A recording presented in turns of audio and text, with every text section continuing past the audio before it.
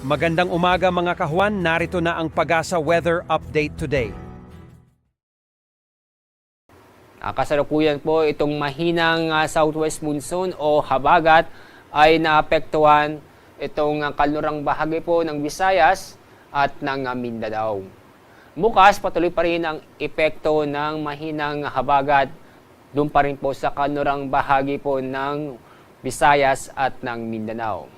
Kaya araw ng Sabado ay asahan o magiging maganda at maaliwalas ang panahon ang buong bansa kung saan ay bahagyang maulap hanggang sa maulap ang kalangitan.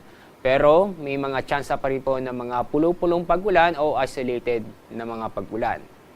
Ngayon o bukas ay wala po tayo inaasang mabubuong LPA o bagyo sa loob ng Philippine Area of Responsibility.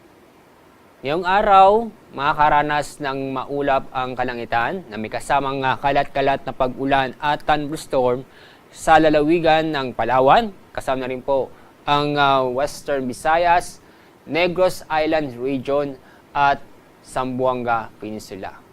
Paalala sa mga kababayan po natin, sa mga nabanggit na lugar, mag-ingat po tayo dahil posible po magdulot ng pagbaha o pagguho ng lupa dulot ng mga pag-uulan.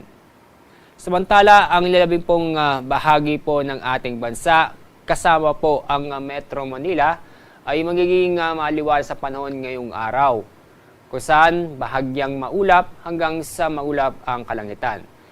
Pero may tsansa pa rin po ng mga isolated na pag-ulan o mga biglaang buhos na ulan.